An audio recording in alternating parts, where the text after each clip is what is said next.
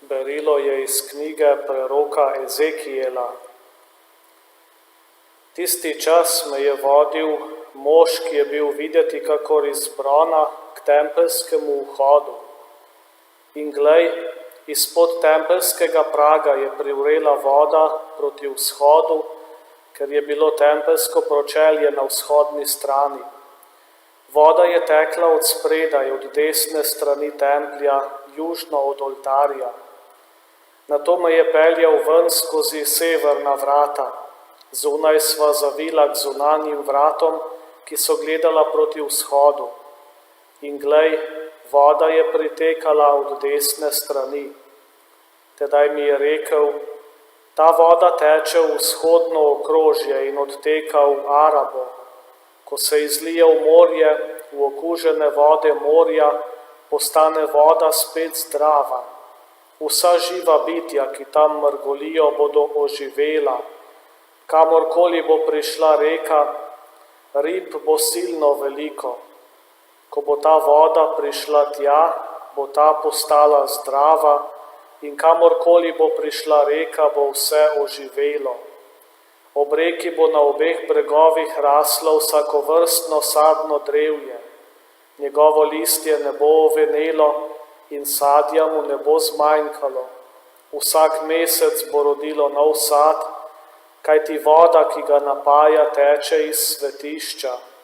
Njegov sad bo za jed in njegovo listje za zdravilo. Božja beseda. Bogu hvala.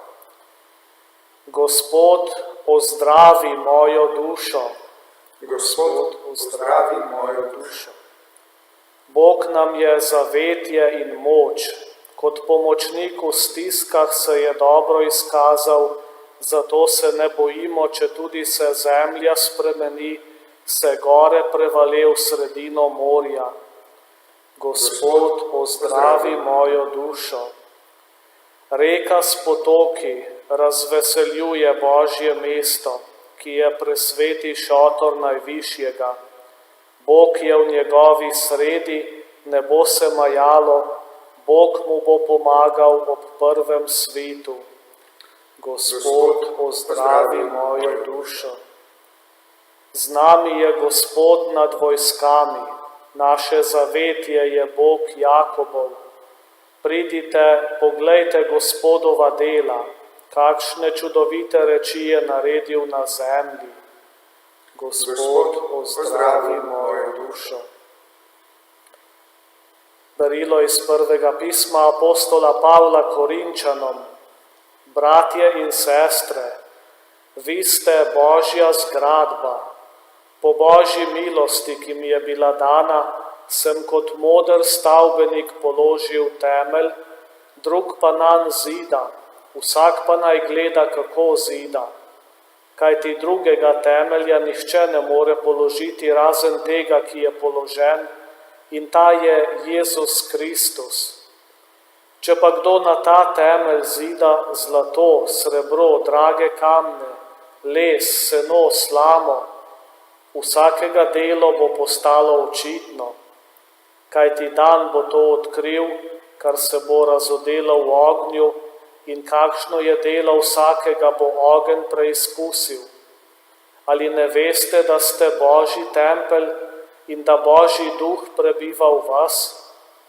Če kdo podira Božji tempelj, njega bo Bog končal, kajti Božji tempelj je svet in taki ste vi. Božja beseda. Bogu hvala. Aleluja, aleluja, aleluja. To hišo sem izbral in posvetil, da bo tam na veke moje ime, moje oči in moje srce bodo tam vse dni. Aleluja, aleluja, aleluja.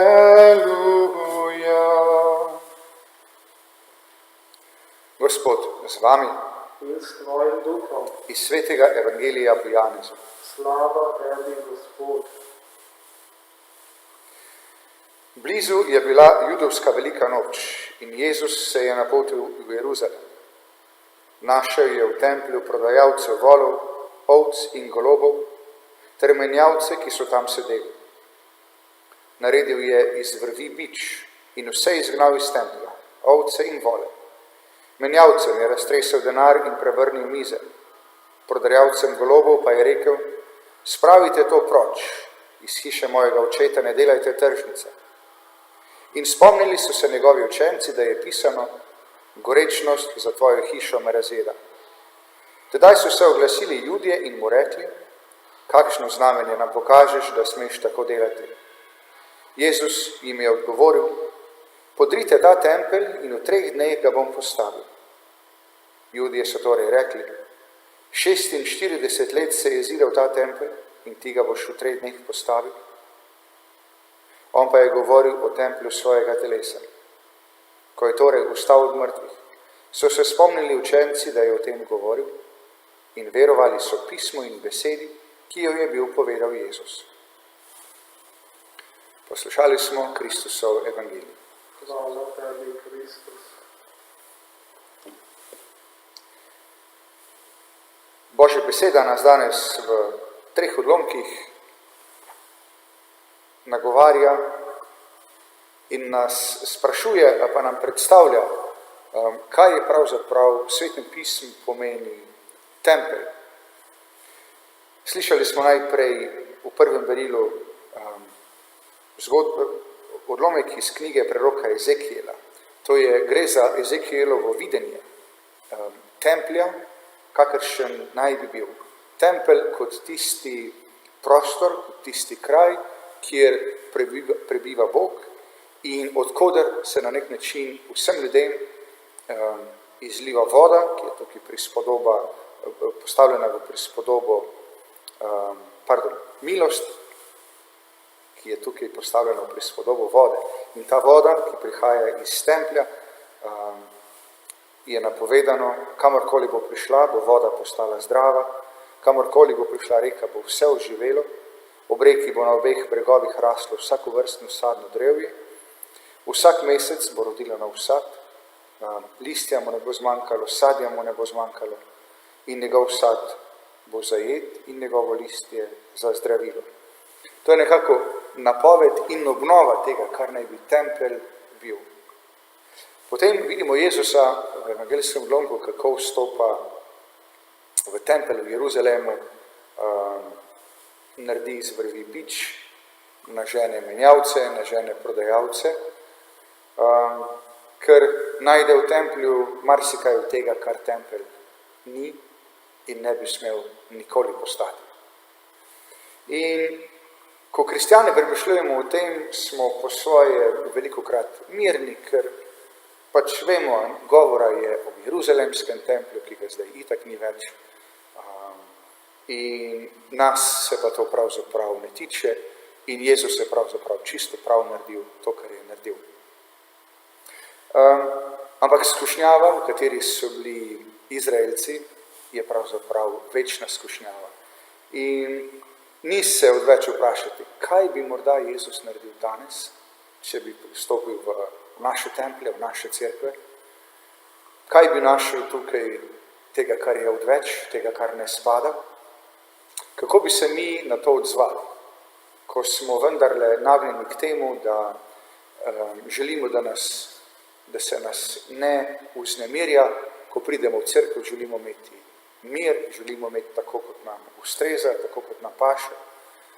Če bi videli nekoga, ki zganja kraval, ki vznemirja, kako bi ga sprejeli? Bi znali v njem prepoznati, v njegovem ravnanju prepoznati kaj pozitivnega, ali pa bi ga imeli za čudaka, za norca, ki ga je treba čim prej umakniti, čim prej odstraniti. Kaj je tisto, kar Jezus prihaja izganjati? Tempelj je poleg postave in poleg zaveze ena od stvari, ki je Izraelcem zagotavljala identiteto. In voditelji naroda, veliki duhovniki, so bili postavljeni kot oskrbniki. da skrbijo za to, za zavezo, za postavo in za tempelj. Ampak vedno znova smo ljudje v skušnjavi, da bi tisto, česar smo samo oskrbniki, vzeli za svoje, se naredili za lastnike in obrnili to nase in po svoje. Začeli to morda celo tudi izkoriščati zase, za svojo slavo, za svojo korist. In to je tisto, na kar Jezus opozarja, da je tempelj pravzaprav Božja hiša, da je tempelj prostor, v katerega prihajamo srečevati Boga. In da je prav, da vse tisto drugo, kar ovira to srečevanje, da se to umakne, da se to odstrani. Se mi zdi, da nam je današnji praznik morda še posebej v spraševanje. Namreč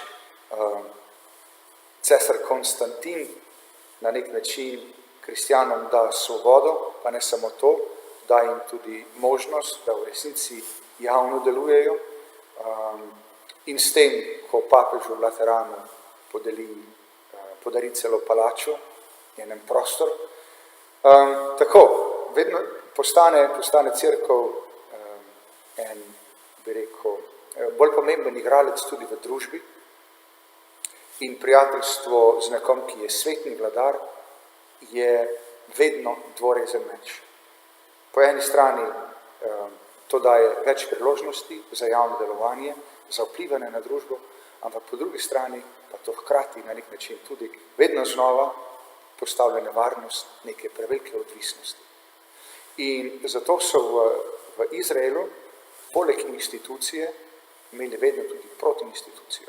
So imeli preroke, ki so vedno znova opozarjali na vse napake, ki so se lahko prikradle v ta odnos do nečesa, kar je stabilno, do nečesa, kar pomeni strukturo.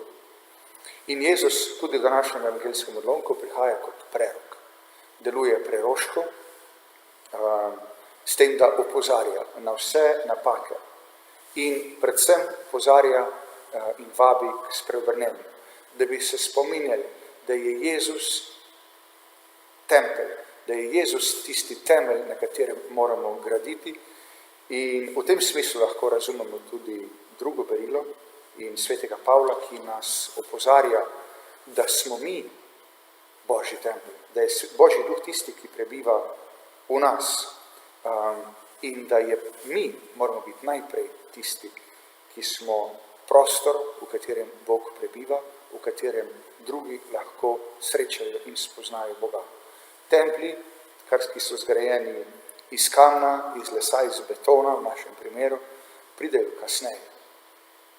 Mi smo tisti, ki tudi v tem času, morda še posebej, ko se ne moremo toliko srečevati v cerkvi, smo vendarle poklicani, da živimo kot kristjani, da v svojem življenju, v svojih družinah, v svojem okolju ohranjamo ta prostor in to zavest, da je Bog vedno z nami, da je Bog v nas.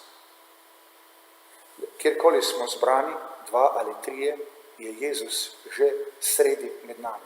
In Sveti Duh je vlit v naša srca, da bi se ne čutili izločene, da bi se ne čutili odrinjene, ko nam je nemogoče zbirati se v živo pri Euharistiji, ampak da bi razumeli, kako veliko nam je dano, tudi danes, da nismo brez možnosti, da nismo brez priložnosti, ampak da je pravzaprav tudi ta fizična ločenost od cerkve na nek način priložnost, da vživimo v sebi zavest, da smo kot kristjani poklicani k temu, da postajamo sveti, da postajamo prostor za Boga, da naše življenja postajajo luč ljudem, ki so okrog nas, da na ta način gradimo tempelj. Gradimo ga na Jezusu, ki je naš temelj, potem pa, kot pravi Pavel, je od nas odvisno, s čem ga bomo gradili. Zlatom, srebrom, dragimi kamni, lesom, senom, slamo, delo vsakega od nas bo postalo očitno in se bo na koncu tudi razodelo v ognju.